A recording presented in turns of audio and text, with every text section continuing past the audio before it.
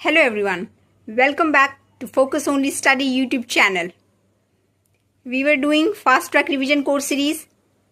Modern history पढ़ रहे थे हम लोग. टॉपिक था governor general and viceroy.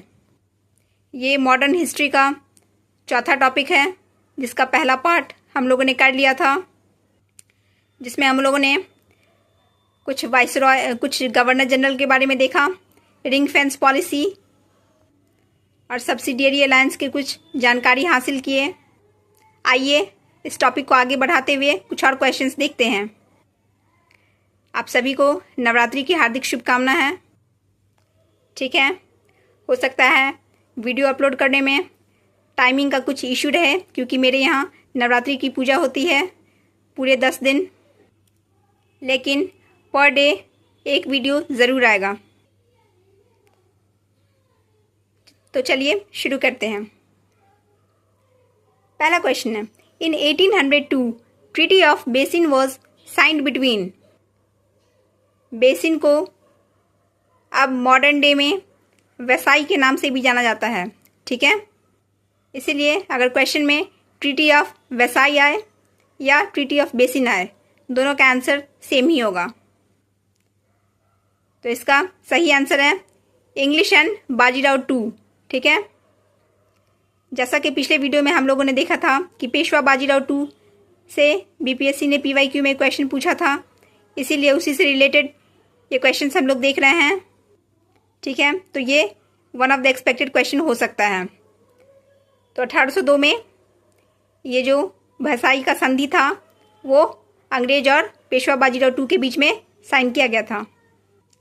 Next question है, the first Indian ruler who joined subsidiary alliance was.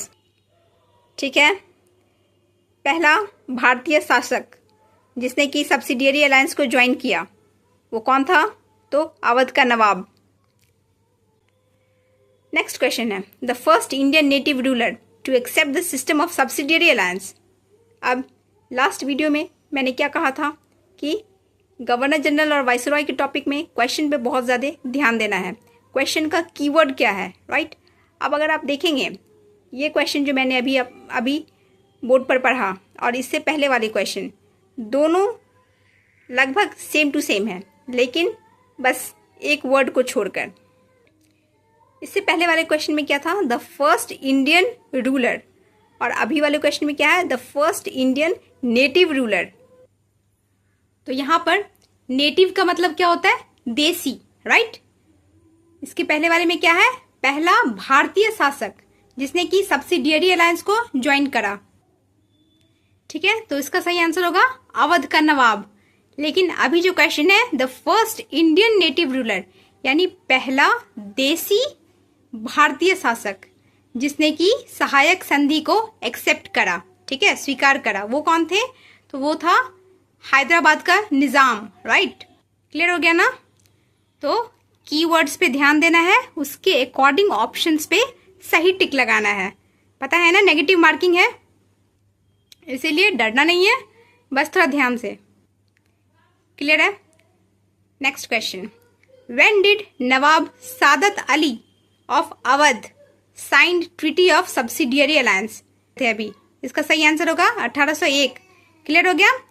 1801 में नवाब सादत अली, यहाँ सेकंड होना चाहिए. ठीक है, नवाब सादत अली सेकंड ऑफ अवध ने जो है सहायक संधि पे हस्ताक्षर किया था और इसको कंप्लीटली यानी पूरी तरह से अवध में इम्प्लीमेंट करा था.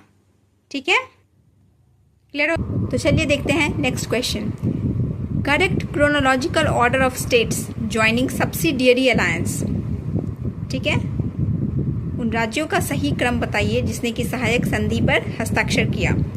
इसको याद करने के लिए क्रमानुसार एक ट्रिक आपके बोर्ड पे दिख रहा है, इसको विजुलाइज करके इसको माइंड में रखना है ताकि एग्जामिनेशन समय में अच्छे से रिकॉल हो पाए. ठीक है, तो चलिए देखते हैं.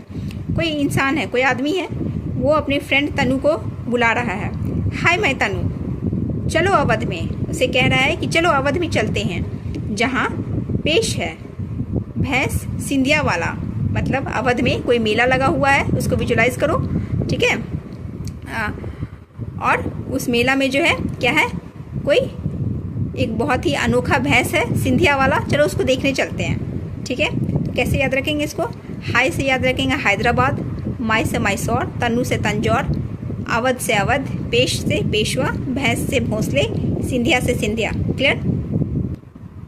अब अगर ईयर वाइज देखें तो हैदराबाद ने सब्सिडियरी अलायंस को कब साइन किया था? 1798 में।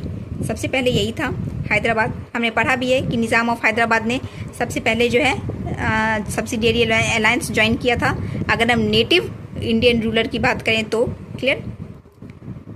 ठीक है, मैसूर ने भी 1798 में ही ज्वाइन किया था, तन्नू से तंजौर ने 1799 में, अवध ने 1801 में ज्वाइन किया था, ये हमने लास्ट वीडियो में पढ़ा था, पेशवा ने 1802 में ज्वाइन किया था, भोंसले ने 1803 में और सिंधिया ने 1804 में। क्लियर है? इसके आगे हम लोग को याद करने की कोई आवश्यकता नहीं है। ठीक है, ये सभी एक्सपेक्टेड क्वेश्चंस है, PYQ नहीं है। ठीक है, आए हुए नहीं है लेकिन आ सकते हैं। ठीक है, इसीलिए माइंड में रखना चाहिए। नेक्स्ट क्वेश्चन है, which governor general introduced subsidiary alliance to keep India safe from Napoleon danger? कौन सा गवर्नर जनरल था जिसने कि सब्सिडियरी अलायंस यानी सहायक संधि को इंट्रोड्यूस किया ताकि वो इंडिया को नेपोलियन के डेंजर, खतरा से बचा सके? ठीक है, नेपोलियन के हमलों से बचा सके। तो ऐसा हमने पहले भी पढ़ा है वीडियो में कि लॉर्ड वेलेस्ली थे जिन्होंने सब्सिडियरी अलायंस के मॉडिफाइड वर्जन को लॉन्च किया। ठीक है, हालांकि इसको शुरू करने वाले थे लॉर्ड वॉरेन हेस्टिंग्स। क्लियर है?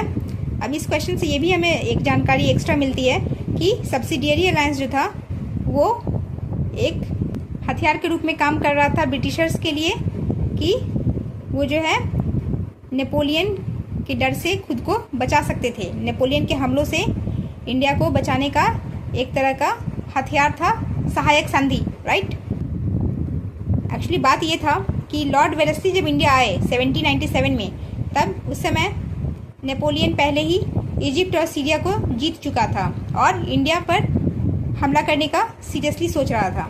ठीक है, ऐसे में ऐसे खतरों के माहौल में, ठीक है, लॉर्ड वेलेस्ली ने क्या सोचा कि क्यों ना सब्सिडियरी अलायंस लॉन्च किया जाए और यहाँ के देसी राजाओं से मदद मांगी जाए, उनको अपने साथ मिला लिया जाए इस संधि के थ्रू, जिससे कि क्या हो सके, इंडिया पे ब्रिटिश का सुप्रीमेसी कायम हो सके, सॉवरेनिटी, संप्रभुत्व कायम हो सके और नेपोलियन का डेंजर भी न रहे। ठीक है, नेपोलियन के अटैक करने का डेंजर भी न रहे, क्योंकि नेपोलियन भी तो इंडिया को अटैक करने से पहले देखेगा ना कि ब्रिटिशर्स अकेला तो नहीं, और अकेला है तो कोई कमज़ोर है कि नहीं? जो भी अकेला है उसको हमला करना आसान है, लेकिन देखेगा कि ब्रिटिशर्स को पूरा इंडिया के नेटिव प्रिंसेस, नेटिव राजाओं का साथ मिला हुआ है, तो वो 10 बार सोचेगा अटैक करने से पहले। क्लियर? नेक्स्ट देखते हैं, Anglo Nepal war and third Anglo Maratha war is related to. ठीक है, तो इसका सही आंसर है लॉर्ड वॉरेन हेस्टिंग्स। ठीक है, एंग्लो नेपाल वॉर और थर्ड एंग्लो मराठा वॉर के दौरान कौन थे यहाँ के गवर्नर जनरल? तो लॉर्ड वॉरेन हेस्टिंग्स। नेक्स्ट है, treaty of Sugauli took place in year.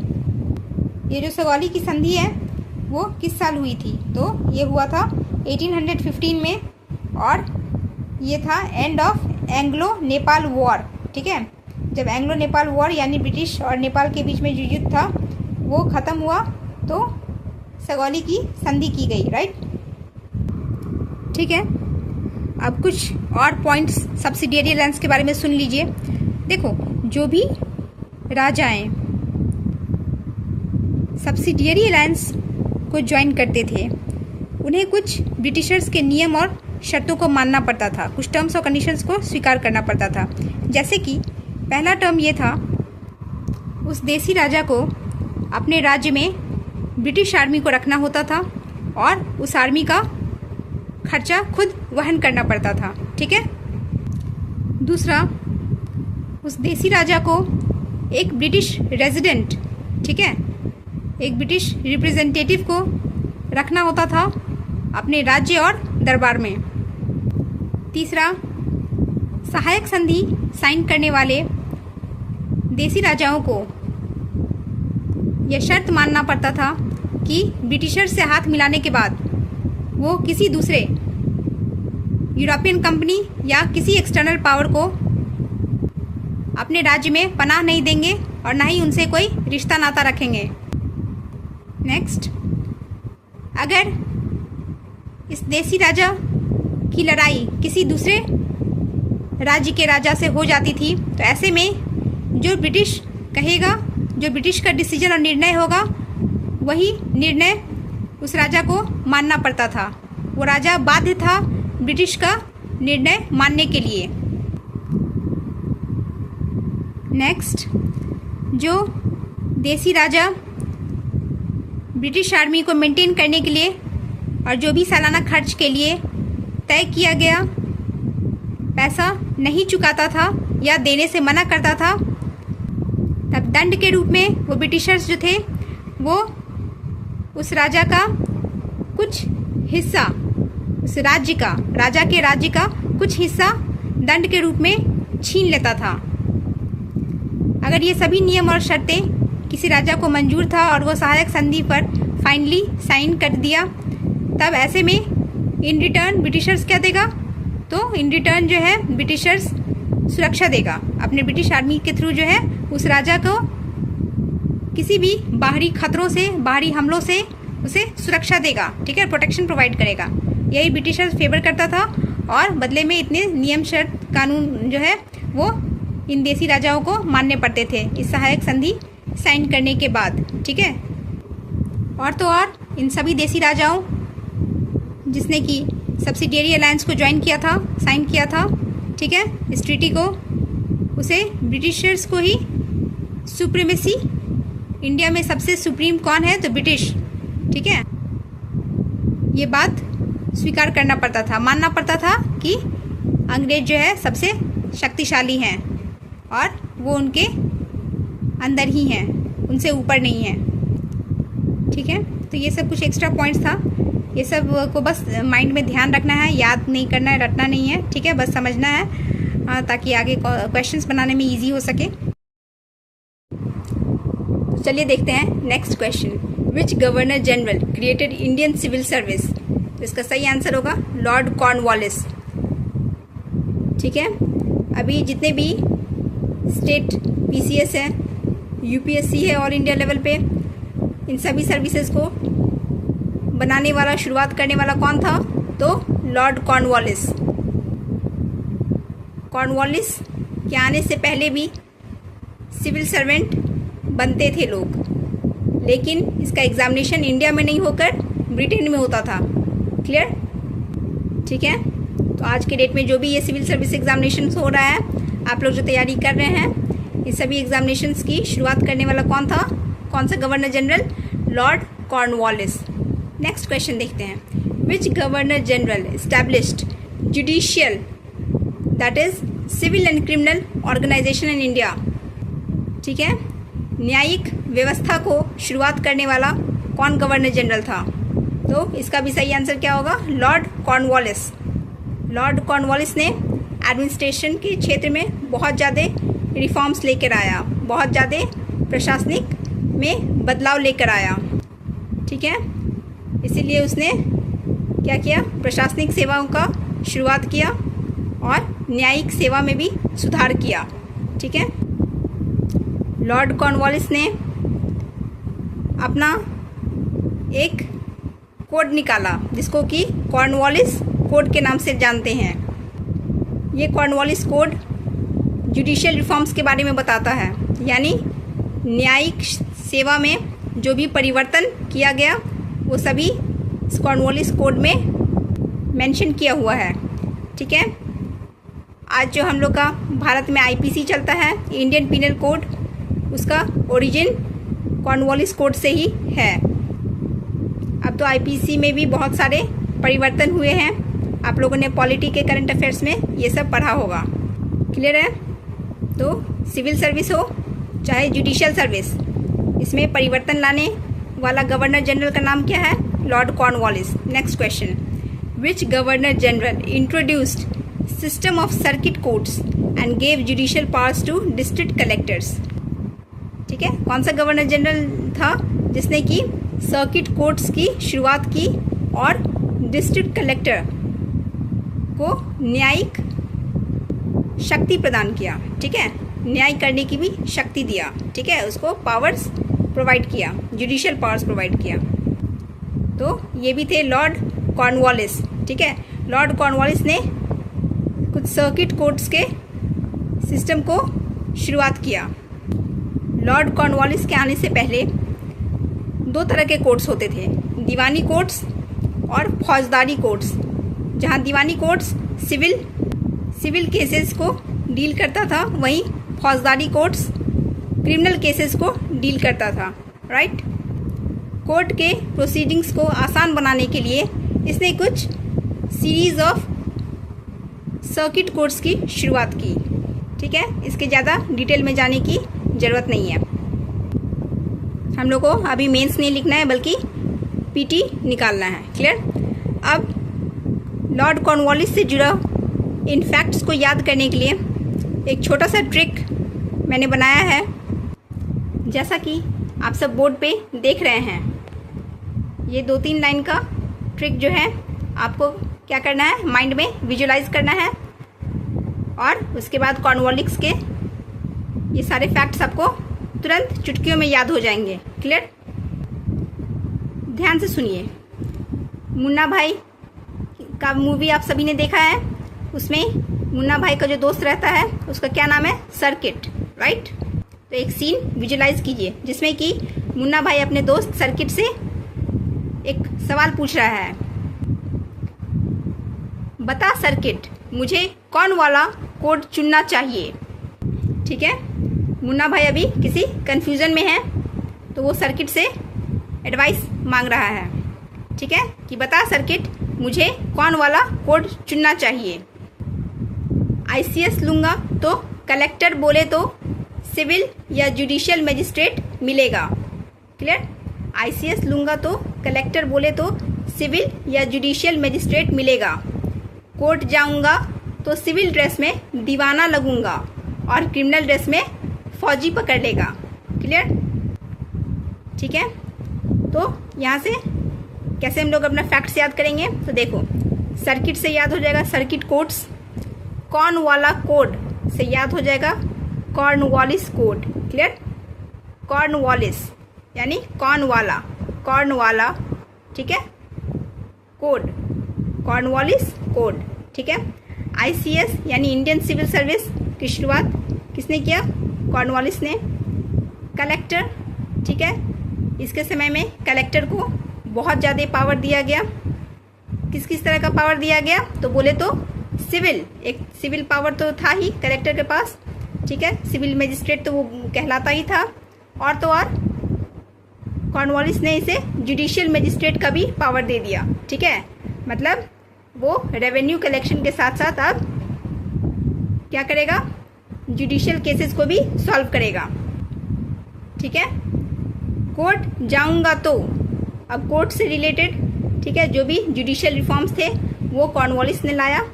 तो सिविल ड्रेस में दीवाना लगूंगा, मैंने बताया कि सिविल केसेस और सिविल प्रोसीडिंग से जुड़ा हुआ जो भी केसेस था, ठीक है, वो किस कोर्ट में जाता था, तो दीवानी कोर्ट्स में, क्लियर। तो दीवाना लगूंगा और क्रिमिनल ड्रेस में फौजी पकड़ लेगा, यानी क्रिमिनल केसेस जो था वो कहाँ जाता था, तो फौजदारी कोर्ट्स में, क्लियर। आई होप आप सभी को ये सब याद हो गया होगा, ठीक है। तो आज के लिए इतना ही, हम लोग कल मिलते हैं नेक्स्ट वीडियो के साथ। अभी नेक्स्ट वीडियो भी गवर्नर जनरल और वाइसरॉय के बारे में ही रहेगा, ठीक है। और हाँ, एक और बात, ये लॉर्ड कॉर्नवालिस ही थे जो कि थर्ड एंग्लो मैसूर वॉर, जिसके बारे में हम लोगों ने प्रीवियस वीडियो में पढ़ा है, ठीक है, वो एसोसिएटेड थे, ठीक है। याद आया कि लॉर्ड कॉर्नवालिस ही थे जो कि थर्ड एंग्लो मैसूर वॉर में ब्रिटिशर्स के हेड थे, लीडर थे, क्लियर।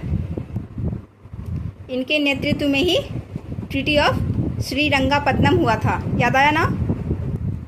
चलिए ठीक है, तो इसके साथ ही हम लोग यहीं पे आज का वीडियो समाप्त करते हैं, ठीक है। टाइम का थोड़ा सा इशू रहेगा, लेकिन जैसा कि मैंने कहा है पर डे एक वीडियो ज़रूर आएगा, ठीक है, आप लोग जो है यूट्यूब पे चेक करते रहिएगा और फोकस के साथ पढ़िए क्योंकि समय बहुत ही कम है। 17 नवंबर को एग्ज़ामिनेशन है। ठीक है, दुर्गा पूजा तो बहुत अच्छी बात है, माता आप सभी का सिलेक्शन करवाए और आप सभी लोग अपने अपने ड्रीम करियर में ऊंचाइयों पर जाएं। ठीक है, all the best to all the aspirants. Thank you.